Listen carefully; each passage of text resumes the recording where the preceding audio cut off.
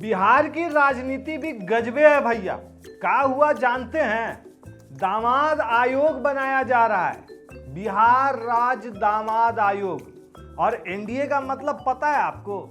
National दामाद आयोग। और एगो बात बताएं आपको, एक और पार्टी है ससुराल पार्टी। लालू राज में ससुराल का मतलब स से साधु, सु से सुभाष, रा से राबड़ी और ल से लालू यानी ससुराल।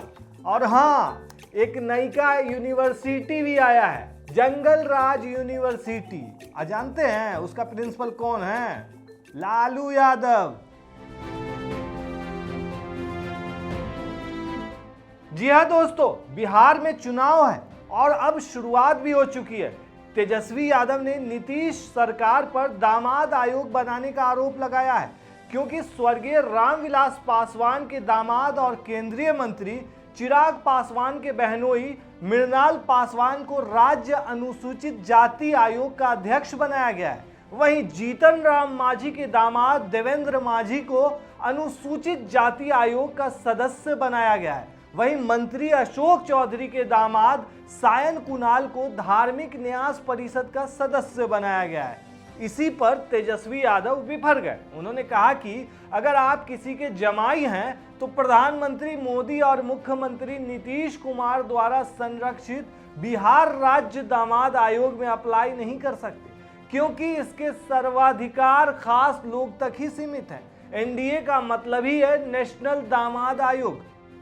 आयोग का जो गठन हुआ है, जिसके लिए हम मुख्यमंत्री जी से अपील करते हैं कि समर्पित जमाई आयोग का गठन किया जाए।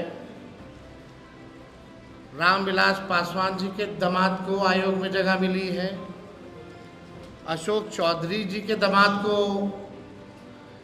आयोग में जगह मिली है, मांझी जी के दामाद को भी आयोग में जगह मिली है।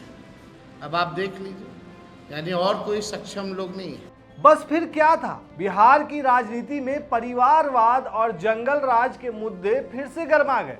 तेजस्वी यादव ने नीतीश सरकार पर दामाद आयोग बनाने का आरोप लगाया। फिर तुरंत जवाब में विजय सिन्हा ने लालू परिवार पर परिवारवाद को बढ़ावा देने का आरोप लगाया। राज्य के उप मुख्यमंत्री विजय कुमार सिन्हा ने पलटवार करते हुए कहा कि यही लालू यादव हैं जिन्होंने अपनी पत्नी राबड़ी देवी को मुख्यमंत्री बना दिया था।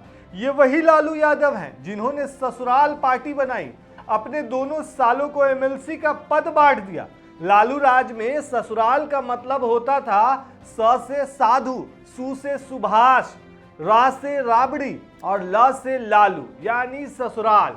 परिवारवाद की मिसाल देखिए। तेजस्वी यादव जी उनके पिताजी के विकारों से मुक्त नहीं होना, राजद कल्चर और ये जंगल राज के यूनिवर्सिटी में जन्म लेने वाले, पढ़ने वाले विकारों से मुक्त नहीं हो सकते। उनको योगा की जरूरत है, योगा ही विकार से मुक्त कर सकता है। प्रधानमंत्री जैसे महामानव के प्रति इस तरह का विचार और इस तरह के शब्दों का प्रयोग वही लोग कर सकता है जो मानसिक रूप से स्वस्थ नहीं। उन्होंने आगे ये भी कहा कि परिवारवाद की मिसाल देखिए, तेजस्वी, तेज प्रताप, मीसा, रोहिणी। अब ये कहां तक जाएंगे देखते रहिए। दोस्तों, ये बात उन्होंने कही जो डिप्टी सीएम है बिहार के। वहीं भैया, बिहार में चुनाव है तो नया नया शगुफा छोड़ा ही जाएगा।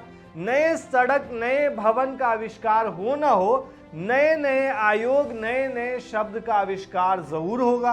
राज्य के उप मुख्यमंत्री विजय कुमार सिन्हा ने तेजस्वी यादव के हमले पर पलटवार करते हुए यह भी कहा कि ये बात जंगल यूनिवर्सिटी के प्रिंसिपल लालू यादव के पुत्र कह रहे हैं। बिहार की जनता को याद है नरसंहार और अपहरण की घटना, याद है शाम होते ही घर दुबक जाना। तेजस्वी यादव आज अपराध होता है तो त्वरित कार्रवाई कर अपराधी को जेल भिजवा दिया जाता है।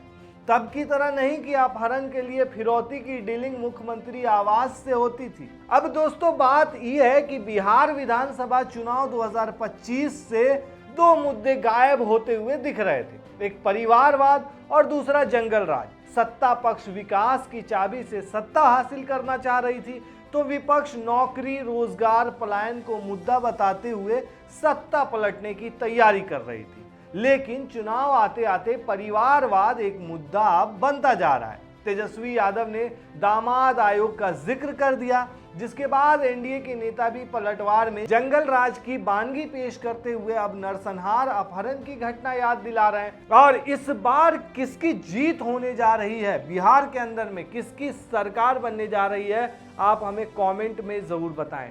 शुक्रिया।